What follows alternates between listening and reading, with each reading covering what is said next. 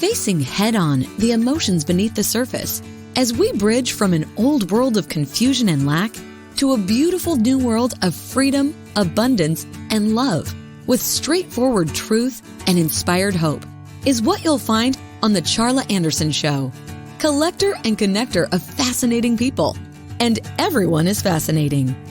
Here's your host, Charla Anderson.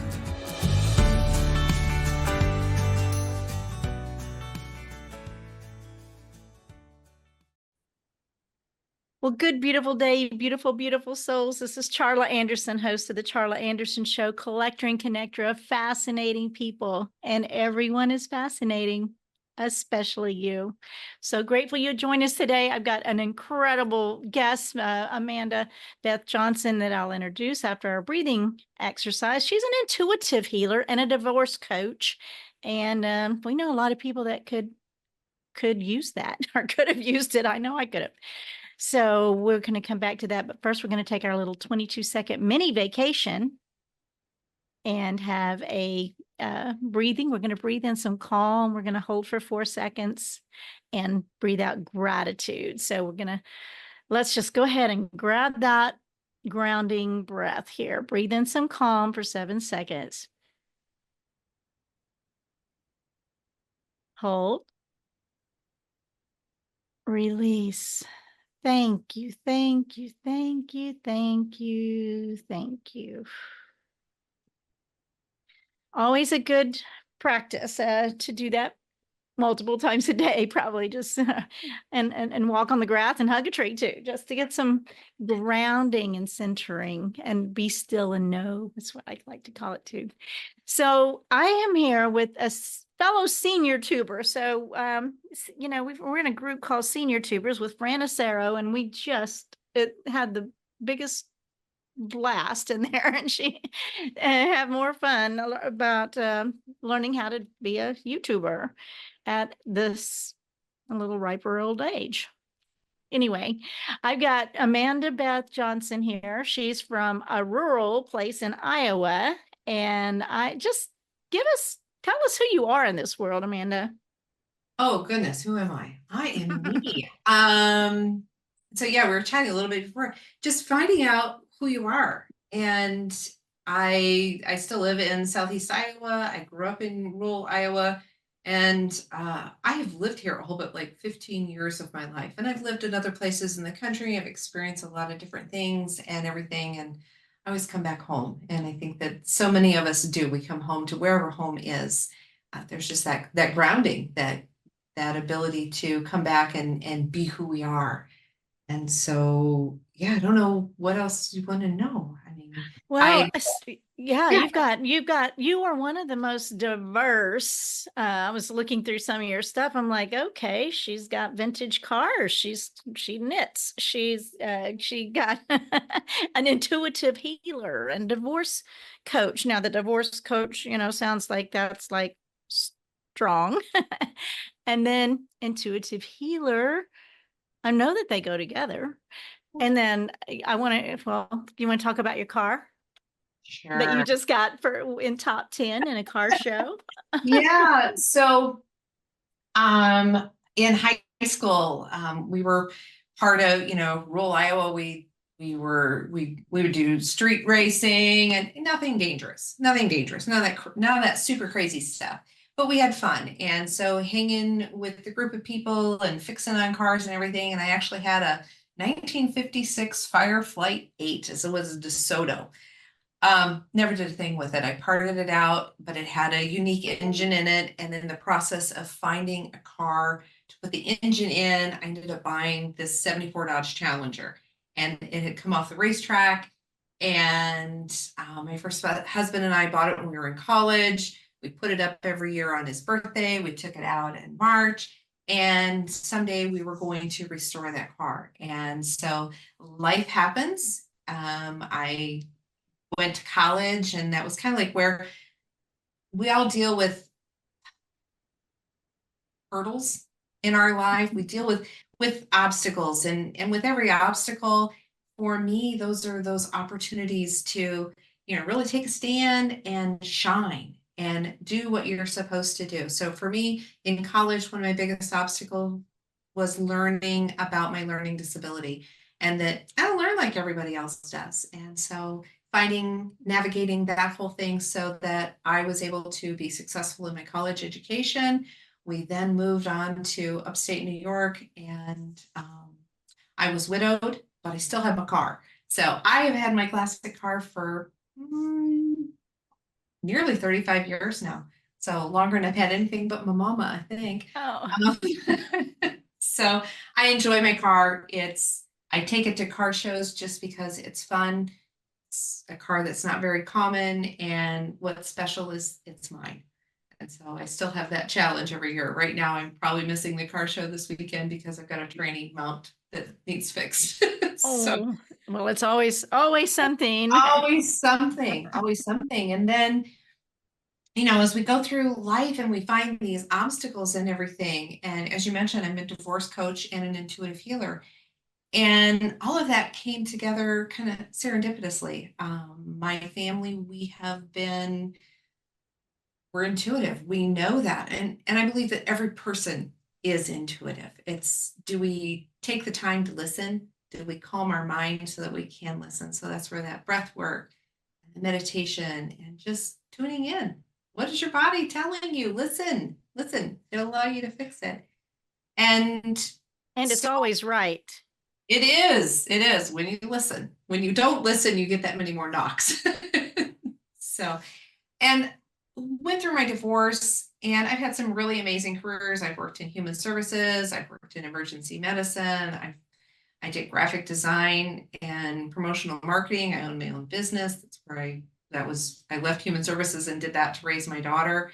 And so I've got 2 great kids. And I guess my whole thing is you've got the education, you've got the car, you've got the house, you've got the kids, you got the dogs, and life still isn't what you thought it should be. And so my divorce happened, and that was when I realized that that was my opportunity in life to really take inventory and look at where I had been and where I wanted to go. And this was time to now look inside and be the person that I'm meant to be here. So I went through a lot of healing myself, and I was encouraged to become a healer. And as a healer, I continue to see where folks going through a divorce, that's the worst thing you're going to go through in your life. And you're going to come out and you're going to move on. And how well you move on is, it's up to a lot of things. But if you work with someone, you work with a divorce coach, you work with an intuitive healer, you work with therapists, you work with a lot of people. We're not going to get through this alone, and we don't get through this life alone. So I'm here to help those people, and hopefully it doesn't take you years to realize it like it did me. Wow. So yeah, I've had a couple of my own, and my perspective on humanity, really, but marriages, and we loved each other, and I don't understand the let's just kiss and say goodbye kind of thing, this vindictiveness, this anger, this horrific tearing people apart and tearing people down. So in my tiny book with the big message, Candy Bar Hugs, I have a little dedication to both of them. I mean, acknowledgement of both of my husbands, my former husbands, that great people, it just didn't work. And so I appreciate that there's people out there like that are capable of helping folks navigate those. It's a tough time. There's everything is changing. And if you can learn to value yourself enough and love yourself enough to rise up to, and, and I know I figured most of the fighting in this, you're here, I'm here, you take that, I take this, I get the frying pan, and but the fighting is over this 2 little little bits, 3 or 4 things in the middle that, and I feel like we have it's an opportunity to grow, like you said, and I would really encourage people to understand that, And even if, one of my greatest clients, he's like, yeah, I was divorced, 12 years, or let's see, what is it? He was divorced 12 years before, and he's had 7 failed relationships. And it's like, okay, well, let's look at what we're doing, and what part of the equation we didn't learn. When folks say, oh, I wish somebody was there when I went through that. Well, we're still here. There's possibility that there's still something you can let go of there. And when we get hung up on those little things, it's that last little thing that you're fighting about. I got some of that stuff in my basement still. Yeah. It's not fighting about, it's just being able to understand and appreciate yourself and look at where you're at and where you want to go, and make those conscious decisions on what you're doing. Right. And, I had 3 children when I divorced the first time. And I was like, there's a book that I got, and I got for him as well. It's called For the Sake of the Children. And it was about treating your ex instead of the ex. You treat them as the other parent, and you're going to have to co-parent. You're going to have to be, if you have kids with someone, you're going to have interaction for pretty much the rest of your life, but especially the next till they're married and whatever. But that's what I caution so many people. It's like, yes, you can have that anger. Anger is it's normal. But what you do with it, and don't let it get in the way, because you're right. There's going to be the school concerts. There's going to be weddings. There's going to be all of those things, and learning who to be after you're not coupled, and learning to appreciate yourself, and that self-care thing is big. Rise to the occasion. Take the high road. My mom always said, take the high road. And when it's hard, take the high road. It's like, I think there's a lot of media input that kind of encourages that vindictive songs. Oh my goodness, you take a baseball bat to his car. I just don't. I've never had that gene, that vindictive. Look at that. We're going to get it back. You're going to get it back 4 to 10 fold. So what you put out there, if you put out that negative energy against them, look at how much energy it takes to be angry. It's so much easier in hindsight to forgive. And I remember our daughter was 12 years old. She's a very accomplished, classically trained ballerina, if I can brag for a sec. And going to all of her performances, we traveled with her a couple times a week just for lessons and participating in the various studios here. And I remember her saying to me, looking up and going, Mom, I'm so glad you get along with Dad. And I looked at her and I smiled very honestly. I said, I do it for you. She doesn't, what happened between us, that doesn't have a thing to do with her. We both need to love her and support her, and our other daughter as well. And I think that, it's not easy to take the high road, but think of those kids, because they really, and I know I pound on the whole kid thing. Kids have no control in this situation, and you better be the bigger parent and go to the school and let them know what's going on. And teachers can't help if they don't know. Exactly. And the poor, oh my goodness, I was a child of divorce at 6 years old. My parents had been married 21 years, and I have two older sisters, and 10 and 9 years older, and one 4 years younger, and she doesn't even remember them being married. But it's hard. It's hard. And then I put my kids through it, and it's hard. And we can, but we don't have, it doesn't have to be that hard. And I love that you said that about your daughter. And it's like, I'm doing it for you. That's it's just not fake, because I'm not fake. Those who know me, I'm not fake. I'm not fake. I'm very down to earth and very real. And you can have those emotions, but they don't belong with your kids. You need to keep yourself in check. Not saying fake it, just saying, remember whose battle that is. It's not your kids. And do not say things negative against the other No, parent. It just is not going to serve. It's not going to come back to no. serve you well. So because of the mindset, because of the intuitive piece, and I find it interesting. You said all of your family got this intuitive gift, which, in rural Iowa, you got weather and you got, there's just a lot of manual labor and things like that have to be done to shovel and snow, all that stuff. So I find that fascinating that you knew it and actually.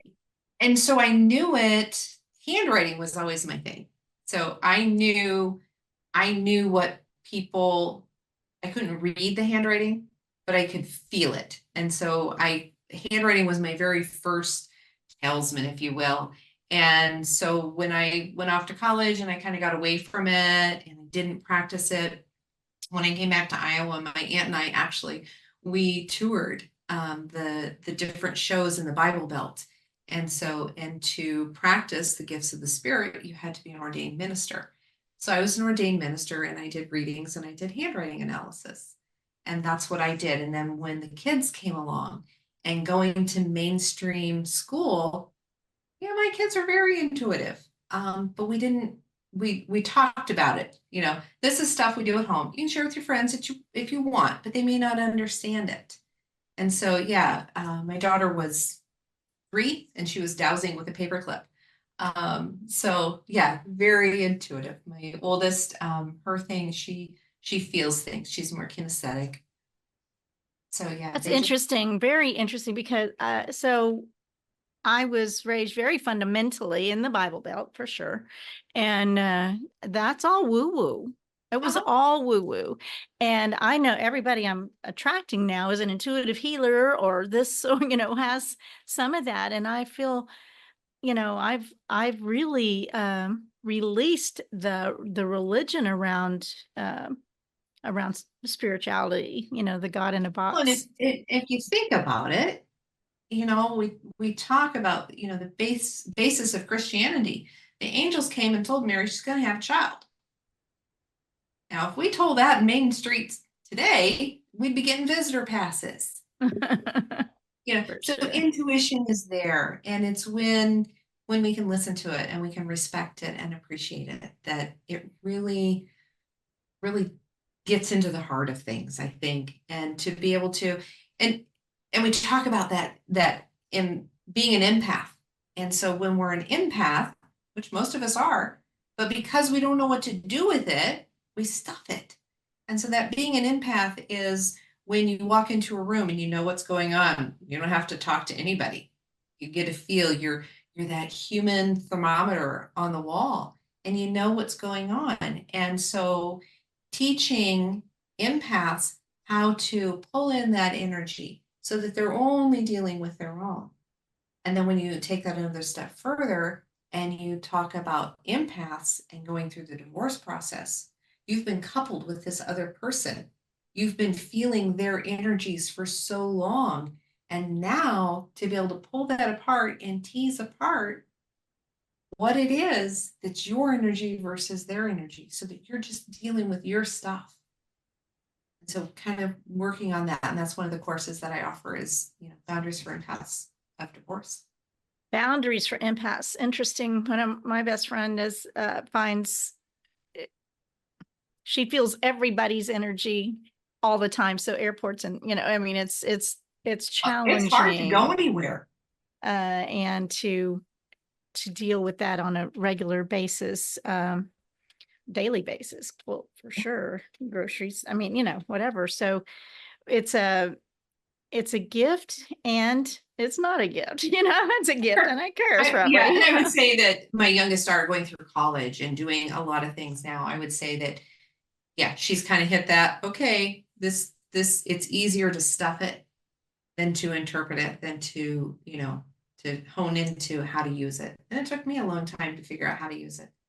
So how do you learn that? So one of the questions I think that you suggested was like, how does someone start that process? How, you want to be you feel like you're intuitive. We all have the gift.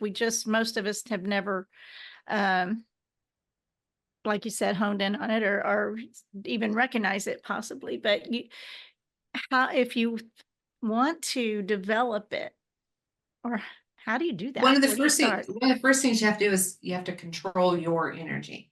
And so one of the exercises that, and you're going to practice this every day. You're going to practice this every day for a few weeks before it becomes second nature. But one of the things is that you ground and center yourself so that you're kind of honed in on yourself. And then you feel, where is your energy? How far is your energy out there? And so you're going to kind of wrap your arms around, you're going to, however you feel or perceive your energy. And then you're going to work on finding the edge of that. It's like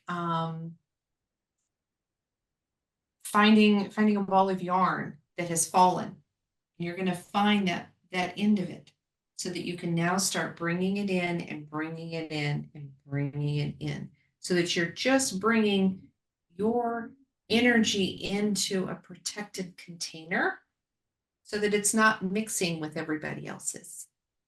And when you start to learn your container, now that you're not spread all over real thin, you've brought that container in and you're stronger and you're more powerful. That's not the right word, but you feel your own energy.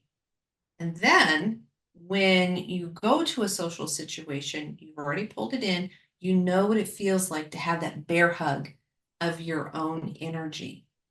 And then when it's necessary, you can kind of stick out a little tendril, just a little taste, and bring it back in. You don't let it flood. You're pulling it in and you're holding it in, and it becomes second nature to hold it in. You're not so diffuse, and when you bring that in, a lot of that energetic work also happens like in the solar plexus. So, bringing up that energy, it's kind of where we leak it out. So that's So the gist. the gist of it. One of my friends I've known her through networking through Zoom actually, but she's a world champion poker girl, 6'6", 6'5". Anyway, Donna Blevins, and she wrote a book called Mind Shift on Demand. But one of the things, when I had inherited unexpectedly a couple of grandkids, I was able to teach them. I said, get that. She called it, put an egg around yourself, and then, put an eggshell. So nobody can hurt your feelings without your permission. It can bounce back out. And so that's the kind of the vision I was thinking about for you. And nobody can make you angry without your permission. And it's also called an aura. Is that the same thing as the aura? It can be your energy aura, your auric field? field, yeah, a lot. There's so many words, and that's where I think that sometimes people get confused. Like, well, I don't call it that, so I'm wrong. No, you're not. There's a whole bunch of words. And because it's also still part of culture that's not necessarily acceptable on every platform, there's still some differences in terms, and it's kind of like whatever term you need to know and to understand. I've thought about that a lot, and I've learned like karma is the same meaning as you reap what you sow. So coming from the fundamental religious background, karma was like woo woo out there, but they mean the same thing. So if we can get over ourselves, really get over ourselves, that I'm right and you're wrong and about everything, about anything. So, I mean, I'm like, what if we just said, hey, interesting. Isn't that interesting? Your source of information must be different than mine, and we can actually have conversation about things instead of. Well, and I just did an energy scan on a client this morning, and she was like, "Well, what does that mean?" well, for me, this is what it means. And with the beauty of Zoom, we have people that we are meeting and interacting with that are all over the globe and everything. And I find that being mostly in the Midwest here, I've got some pretty plain ways of talking about things.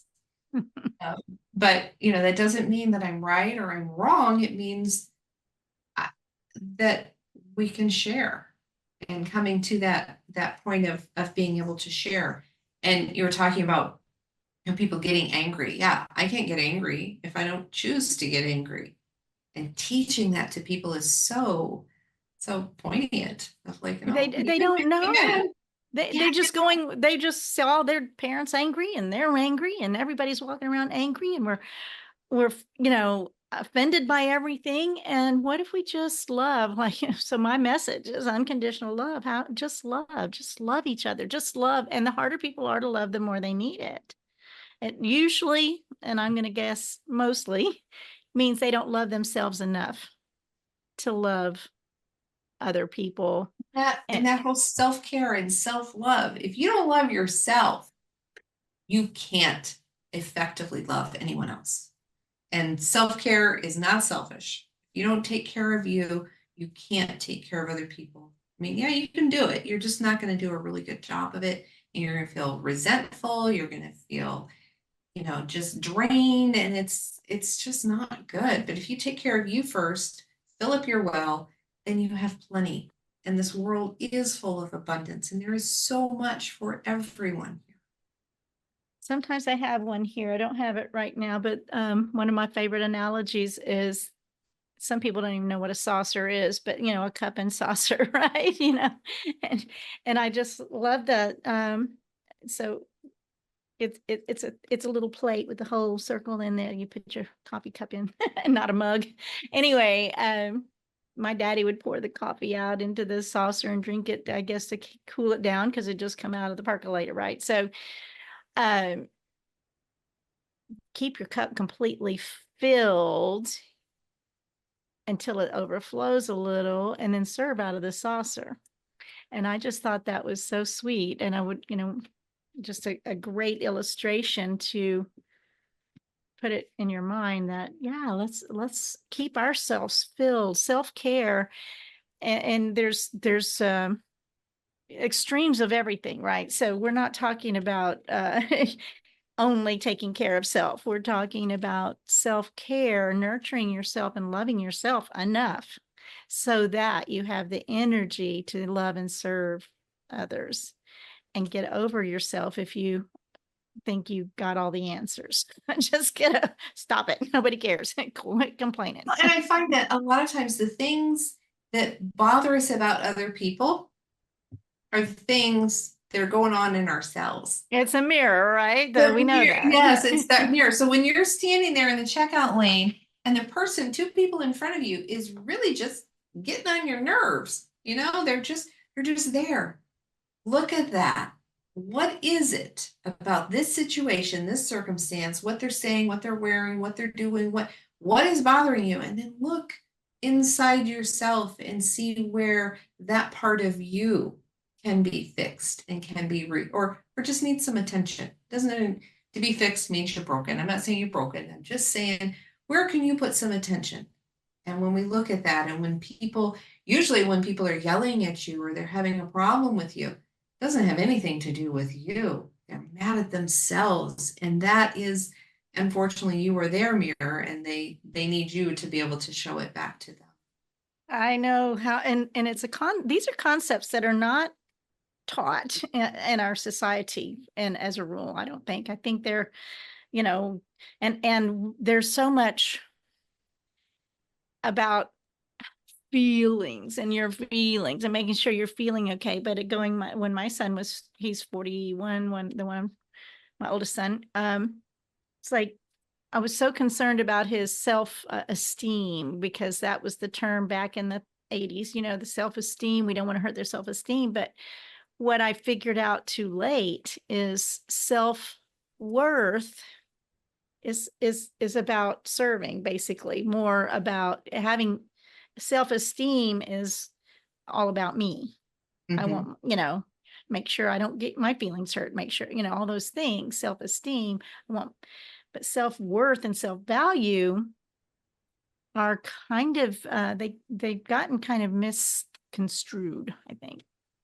There's a lot of things that have gotten kind of skewed. And I think that, yeah, we could fix the world in about an afternoon. We got it all. We know it all. We know how to do that. Yeah. So really, but we can change the world, but it's got to start with us. I can't change you. I can only change. I might be able to give you some encouraging words, some resources, right? And I was given, when my first husband was killed, I was given a figurine. It was a piece of brass and it has a sailboat on it. And it's, I don't remember the phrase exactly, but it's, we can't control we can't control others. We can't control the wind, but we can adjust our sails. So I can't control how you or anyone speaks to me, but I can control how I respond to that and how, I take things in stride, or if I choose to lose it and go be a ninny. I don't need to go be a ninny. That's a waste of my time and energy, but that's my reaction. And looking at it, am I right or wrong? Well, I blew a bunch of energy. That's ultimately what it came down to. So, and possibly made a fool of yourself, so yeah, I've had those days. I don't have those nearly as often, but I'm also but when we're able to sit back and look at this big picture, at the end of the day, what does this really mean? At the end of the day, did I have a good day? Did I make a difference in my life? And did I make a positive difference in someone else's life? Like you said, giving them the love and the kindness. And some people, yeah, that's what they need. They just need that love and kindness. I am reminded of Michael Singer, who wrote The Untethered Soul and The Surrender Experiment, and a few, oh my goodness, I'm a personal development junkie now for decades now, but I didn't find him until the last couple of years for some reason. But the idea and I'm reminded this quite often nowadays, but that since the beginning of time, if time, we got an eternity, there's been billions and billions and billions and billions. We got 8 billion right now, but they've been a lot before us and they're going to be a lot after us. And then he says, so you're getting upset, somebody cut you off in traffic and you're getting upset, but if you step back and get the big picture view, that pinprick of time that that we're on this earth, out of the eternity, it's like just a pinprick, right? That it's not even a drop in the bucket. My girlfriend have this conversation about everyone is their own main character. So as I go through life, as I do what I'm doing, I am the main character in everything I do. And when I come to another person, when I come across you, you are the main character in your life. And we can't simultaneously all be main characters. And when we look at people, they're just going on, they're just doing what they're doing. It doesn't have a hill of beans to do with me. And so giving them that grace and that kindness and, hey, I'm sorry you cut me off. I appreciate that you're in a hurry. I hope it's not because anyone's hurt. And if they are, here's a prayer for them. May you be blessed. May you be blessed. May you be blessed. And one of the things I've started saying is like, oh, I guess they need to go to the bathroom more than I do. Can kind of add a smidge of humor there that you quit taking everything personally. I love Don Miguel Ruiz's books, the 4 Agreements, my number one book I recommend the most is don't take things personally and don't make assumptions. Always do your best and always do your, what's the first? I just read those in an email this morning.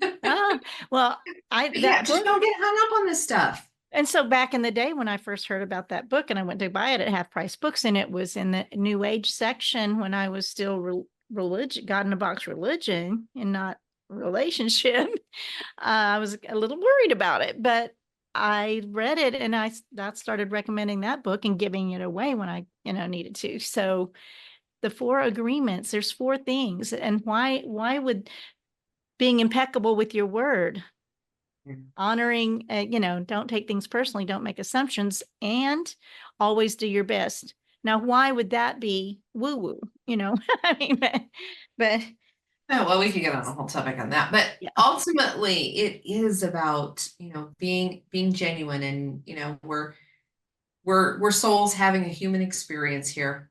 And what we leave behind, there's the energy, that energetic, that vibrational level. So yes, there's a lot of stuff going on in this world that I don't like, but I personally can't do anything other than to send out my positive vibrations, in that the whole world hopefully becomes more positive, and we don't have to have so much negative. And if everybody did it at the same time, wow, the whole world would be nothing but love. If everybody said, I love you at the exact same time, the whole world would be. Yeah, just having, and I've been part of groups that do that, and boy, you can tell when everyone just, and so I think that, yeah, that's very true. We just need to do our part in being positive. And someone said something about is it something about, taking positivity too far, and I don't know that you can take it too far unless you've just got complete blinders on. But toxic positivity. And I think that, no, we're going to be positive, but we do acknowledge that there are times where, yeah, you have a bad day, but that doesn't make the whole day bad day. And you don't have No. the right to make everyone else's day a bad day. And so we know that complaining builds pathways they get deeper and deeper the more you complain, and you've got to stop it. So I've been called Pollyanna. I've been called, I call myself outrageously optimistic. Okay. And I believe that I have a lot more fun and positive energy than somebody who's sitting, so the world ends in 2 weeks. It's going to end in 2 weeks. And I've out there and bought candy bars and hugs for people everywhere I could go, instead of sitting the couch going, oh, watch, the world's going to end, Yeah. I mean, just love people and share. And I would just, so what? I don't need to complain. There's certain, it doesn't Plenty mean of people everything's to take up perfect. that. Doesn't mean everything's perfect. Are you kidding me? No way. And No. and it can't be. So But when we have that negative mindset, focus. then we focus on finding more of the negative. And when we can replace, And you attract it right there. Whoop. you do. Whatever you say focus it's a dirty, on. rotten, stinking day, it's going to be a dirty, rotten, stinking day all the way till you go to bed, until you decide that you're not doing that. It doesn't serve you. It just drags you down. How many But smiles in a frown? How many muscles in a frown? How many muscles in a smile? Right there tells us our body. exactly. This is great, because I mean, we're we're 2 peas in a pod on all this. And so it's, and I continue, every guest is like that. Every conversation is almost like that. And if somebody is like, well, you're just too positive, I'm like, well, you're just, okay, fine. Have a good life. But I don't care. I'd rather be brutally positive than brutally negative. So Yeah, because there'll be plenty of people to take up that challenge if we allow them. And it's like, okay, it's kind of like our kids. Our kids can have a dirty, rotten day, and you can choose to do what I ask you to do, or you can choose to go sit in your room. It's your choice. right. It is all choice, and that's a whole nother thing. So one of your quote that you said is like, where we are is all we have, is the way I say it, right? You, you know, everything has conspired since the beginning of time to have you and I having this conversation, or you who's listening having this conversation, hearing this conversation. It's not random. It is No. everything happens for a reason. and even bad things. So, we are not our circumstances. No, absolutely not. Divorce is not failure. When you leave a job and you go to a different job, that wasn't a failure. So when you've lived the course of a marriage and you go to another you move beyond that relationship, whether you go to another relationship or you don't, that's not a failure. And that's where you need to stop beating yourself up and move forward. Get beyond that and find what opportunities you do have to create something better for yourself right there, right then, and not looking at the negative parts of it. It's such the time for self-growth, personal introspection. It's if we can get off the details of, because it's just detail or a mess sometimes, but don't linger And there are people who are celebrating. Not every divorce is a horrible catastrophic thing. There are people who celebrate, and great, but unfortunately there's too many people that they just need an extra hand, an extra pair of eyes, somebody to help break it all down and make it into manageable bite-sized pieces to move on. So when you are a divorce coach, are you doing for one party or for both parties? I will work with whoever is ready to work. And so what does that look like? How do people find, let's do this. How do people find you? How do you, in fact, I sent your information to, I was talking with a gentleman this week and sent your information because he said yesterday that he has a friend that the husband won't sign 5 years. He won't sign 5 years. And I'm like, limbo's the worst place to be. Get in, get over yourself. Oh yeah, you don't know. So to work with me, there's a few different ways to find me. Yourdivorcehealing.com is one. Amanda Beth Healing is another. And I encourage you first to do a discovery call with me. It's your time. That's what you're investing, your time. Talk with me. See if what you got going on is something that we look at that's doable. Sometimes you got to find out, does somebody has a personality that works with you? Is this a philosophy? Is this a theory? I do use theta healing. That is my go-to method of energetic healing, as well as a whole other bunch of different things. It's about finding those limiting beliefs and getting rid of them and healing past it. And so did you say that again? Theta, THETA, theta healing, which I was not overly familiar with. I've done, I know quite a bit of the things, but I saw it's a newer thing. Beautiful testimonies on your website that were very powerful. So you've obviously got it's incredibly quick, and I hate to say, it's a 30-day healing. No, it's what you need, and we're gonna look at most of the folks that I work with getting through divorce. In the beginning, we meet a few times a week, and in the end, we're meeting once a week. So I do one-on-one sessions. There is a group component to that as well. It should average out about weekly, but like I say, I do some activities, lots of self-care. We look at some forgiveness activities, looking at those main pillars to make you as empowered as you can be, so that you are as strong and empowered to move forward with your life. It's not about hashing things over. A lot of times, my healing goes hand in hand with therapy so it can be complementary. It's not necessarily one or the other. And sometimes it's just doing the logistics.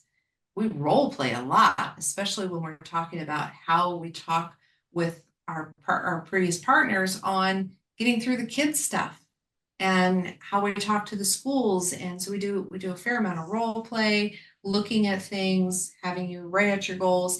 And I can be that friendly person that says, and how does this meet your goal? And what are we doing here? Having friends and family and having those community connections are really important, but sometimes those folks don't necessarily hold you accountable for moving forward. Yeah, I was going to say, it sounds like accountability Mhm. partner, so to speak. Yeah, and just looking at all those pieces, and again, it's coming down to empowering you, making you as whole again as you can be, and as quickly as we can. I'm not saying it's a sprint or anything, but taking it bit by bit and making it. So usually it's a 90-day program is what I look at for that. That's great. So AmandaBethHealing.com, and then the Or divorce, yourdivorcehealing.com. yourdivorcehealing.com. You'll So find me. yeah, you're out there on your Facebook and all that. LinkedIn too, right? LinkedIn, Facebook, Instagram, YouTube. I have a couple of YouTube channels. The one YouTube channel, as we were talking about, dealing with senior tubers, but one YouTube channel was before I really knew what I was doing. And so it's got the classic cars, the keto diets, the crochet, I've done some vlogging over, I had a total hip replacement. I've done, so that personal page. And then there's the Your Divorce Healing, and that has more information that's more specific, dealing with the topic of divorce. And no, I don't wish divorce on anyone, but when it happens, let's get through it. Be healthy. Exactly. And you're not looking, hopefully you're not looking for long-term clients out of it either. It's like, let's get through this, get yourself on to the next. Get you moving. Yeah. If you need to call me in a year or two, great, call me. But yeah. And I, I do healing, and I started all of this doing healing. And then it was like, yeah, that whole divorce thing, being a child of divorce. My mom's been married a few times. I was there for all of them, doing my own divorce. Yeah. Yeah. I think I can speak to a lot of different sides of that. And yeah, help you through it. Yeah, that's great, because it's a tough time. However, and I said in the beginning, it's hard, but I chose a few years ago to kind of quit saying hard. It doesn't have to, most things do not have to be hard unless we claim that they're hard. So it's, again, every word matters. My other little book, Split Second Transformation, Change Your Words, Change Your Life, 31 Daily Practices. It doesn't have to be hard. It can be split second to change a word that from negative to positive and change the next step, because you can't change the last step. When I went through my healing and doing all that positive stuff, I just knew, if you had a negative thought, you throw it out. Well, a lot of those are in the car when you're driving down the road by yourself. Boy, I would have had so many litter tickets. It was just, you could just feel it. And I go and I'm around the same circles of people that I used to be. It's like, wow, no wonder I was so negative. Y'all gotta clean it up. I'm not staying in those situations as long. I will come in, I will do what I need to, but yeah, they're not comfortable. And when you change, your circle changes too. And it doesn't mean those people can't be a part of your circle. It just means they have a different place in your circle. And I have a quote in my little tiny book, unconditional love, unconditional forgiveness, but not unconditional boundaries, right? So, that doesn't mean you always have to have and learning boundaries. Learning a big piece. And values, figuring out your value system is a big piece as well. I think if you ask me, values help decisions become easier. When you're very clear on your values. Yeah, when you figure out who you are and you're not doing it for this person or that person or for these kids or for this, when you're doing it for you, it takes on such a different light and happiness that it makes it so much easier. So much easier. And so many people I would say within a year, a lot of times, it seems like a lot of people that are devastated over divorce often will find an incredible soulmate that is the blessing on the other side. So that's Can be, and I think that there's a lot of times people are reserved about, I mean, that whole dating scene can be scary, especially if you haven't healed and you don't want to keep repeating the same pattern. You want to find where it is, what it is that what is not healed in yourself that you're looking for in other people that they can't give you, because you got to heal it in yourself to be able to have it. You can't, other people can't give it to you, and it'll be unsatisfying relationships until you heal it inside you. Looking for love in all the wrong places, and that whole song. And then oh, I had a thought I was going to share, but anyway, so we're coming to the time. It always goes fast. I can't believe, I mean, of course, it's easy to chat with people you love and enjoy. Yeah. And so we just chat. That's all. You make it so easy, Charla. Well, it's my name means to chat in Spanish, right? And joy in Greek. So it's like, okay, so I chat, but it's just interesting. I love to learn about what different modalities, different things that people are doing, and creating a space that we can share that and have fun doing it. So you're going to what's next here? What's going on next for you? So that whole boundaries for empaths of divorce, that I am doing a free masterclass this 19th of September. That is coming up real quick. So, and I have an e-course and an ebook as well, but the masterclass is going to be a big deal. So, good for you. That's a big deal to set things like that up. So yeah. So, and of course, I mentioned my book. Oh, that's what I was going to. That was what I was coming through. Yes, Tate. So that is this is my story. This is how I came into, going through all the different careers and everything that I did to find where I need to be to help the most people to move forward as empowered as they can possibly move forward, and look forward to each day, because if you're not loving life, then something's not right. And we need to look at that. Turn off the big black box. I cut cable years ago. Yeah, I cut cable years ago, and it's been wonderful. Except I did that right before I did my hip replacement. It's like, oh, you weren't thinking about that, were you? And it's like, yes, you were, because that's when I wrote my book, actually.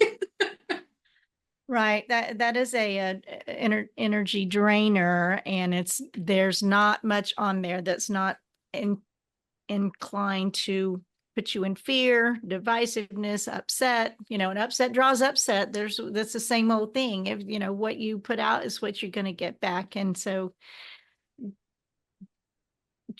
getting awareness for people to really take that and understand that is a big deal, because you don't realize how important it is to speak what you want, not what you don't want. Right. Put out what you want, not what you don't want. And so, because you're going to upset draws upset is an easy way to say it, right? Yeah, you're going to get more of it if you know. And worry is praying for what we don't want. I used to, when I taught parenting skills, when you tell Johnny, don't color on the wall, they hadn't even thought of it. If you say color on the paper. So when we start putting out our worry, then we're putting a whole bunch of stuff into the universe hadn't even thought of yet. So don't give it that to feed on. Just put out there what you want, put it out, bring it back. And what you put out there is what you're going to get back. So be positive about it. The law of attraction is real, and we've not been trained how to use it correctly very well, as a general rule, but it works. And continue doing all that. Well, Amanda Beth, it is just AmandaBethHealing.com. It's just been so much fun having you here today, and I'm grateful. I know you've been doing some physical healing, and we got senior tube. Anybody want to join us on Thursdays at Yeah, 11 a.m. Central Time? We have a lot of fun with senior tubers and that whole community. So you can look for it on Facebook, I think is probably, and YouTube. Duh. Yeah. Finding something on YouTube.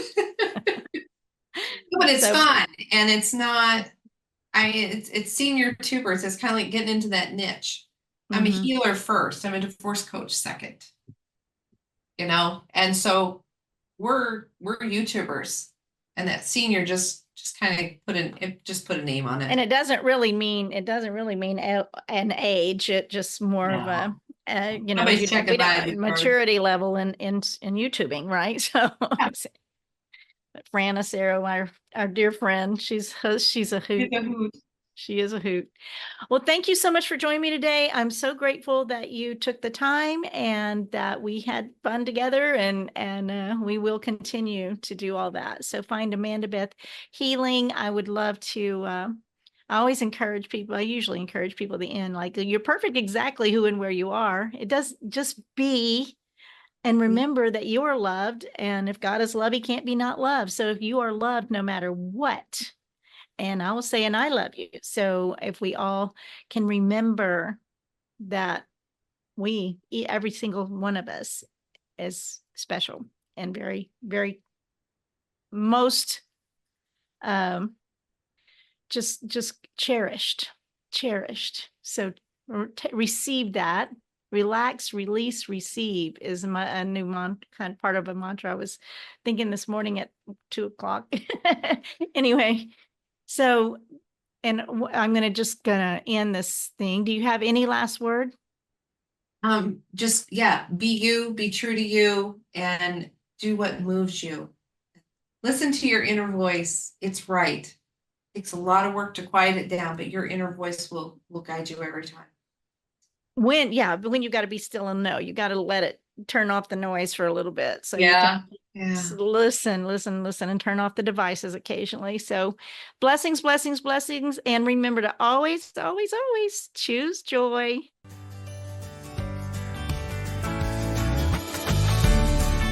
Parting is such sweet sorrow. The Charla Anderson Show. Encouraging you to stand strong and courageous with bold faith, no fear, immense hope, kindness, and love, especially towards yourself. Visit charlaanderson.com for replays, blogs, and more on her ever-expanding website, as well as watch her live TV show on winwinwomen.tv, Roku, Apple TV, and Amazon Fire. And so that we can continue learning together and growing this community of beautiful souls, we invite you to share the Charla Anderson Show with your circle of friends. Until we meet again next week, remember always, choose joy.